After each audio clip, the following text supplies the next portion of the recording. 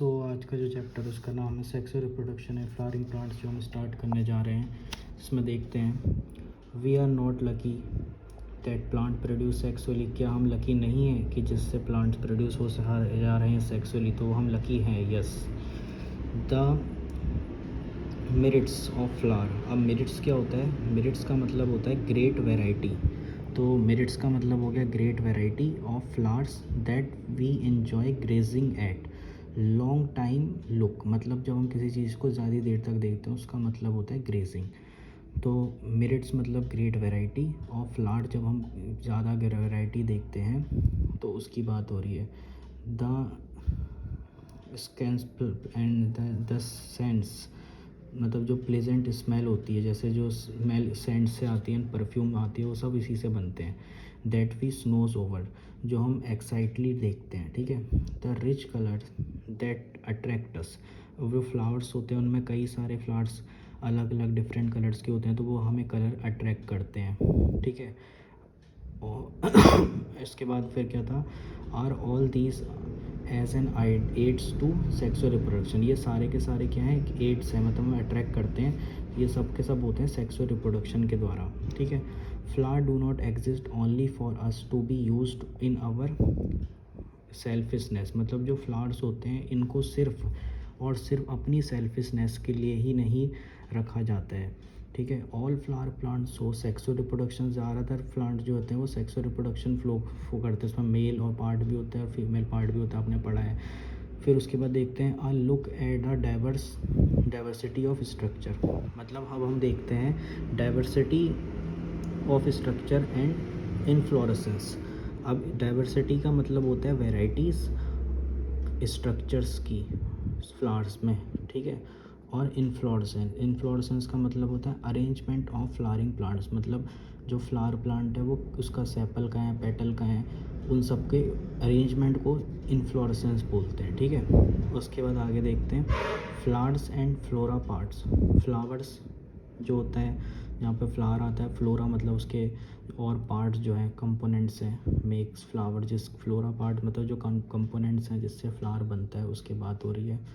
Shown as amazing range of adaptation. मतलब इसमें क्या आता है? अमेजिंग रेंज मतलब बहुत ज़्यादा रेंज है एडोप्टेशन की, अलग अलग टाइप्स हैं। To ensure formation of end product, इससे क्या होता है? फॉर्मेशन होता है एक एंड प्रोडक्ट की of sexual reproduction. The fruits and seeds.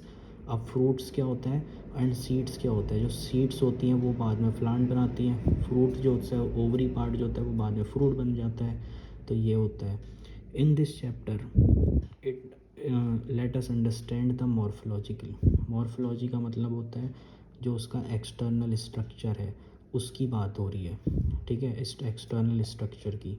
And the process of sexual reproduction in flowering plants, और सेक्सुअल रिप्रोडक्शन फ्लावरिंग प्लांट्स में कैसे होता है।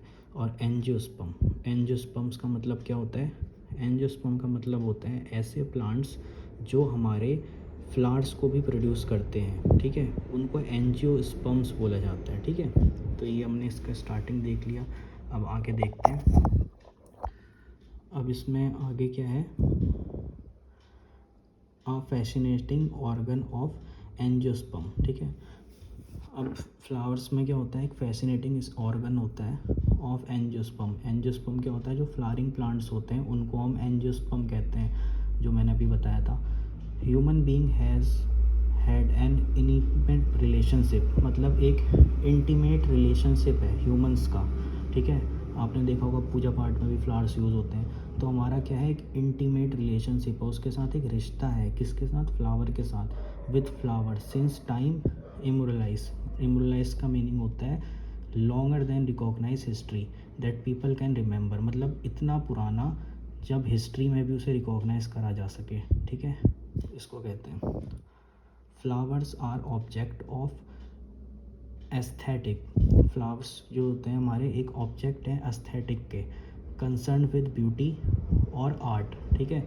मतलब उसकी कैसी ब्यूटी है वो एस्थेटिक में आता है। ऑर्नामेंटल, ऑर्नामेंटल का मतलब क्या होता है? टू लुक अट्रैक्टिव, ठीक है। सोशल रिलीजियस, सोशली भी उसका यूज़ है।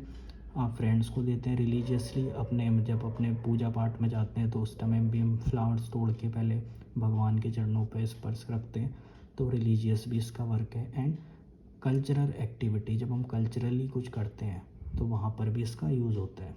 They have also been used as symbol of conveying important human feelings, मतलब ये कुछ ऐसे सिम्टम्स भी हैं, इसमें सिंबल्स हैं जो कि मैसेज देते हैं, कन्वे करते हैं मैसेज को ह्यूमन की फीलिंग्स के लिए। मतलब अगर आप किसी से प्यार करते हो तो आप उसे जैसे एग्ज़ाम्पल लव, जैसे हम किसी को प्यार करते हैं, जैसे लड़का लड़की को करता है तो उसे फूल देता है, फ्लावर डे आता है, ठीक है, रोज़ डे आता है, तो वहाँ पे देते हैं। किसी को भी दे सकते हो, अपनी फैमिली में भी दे सकते हो जिसको आप लाइक करते हो ज़्यादा।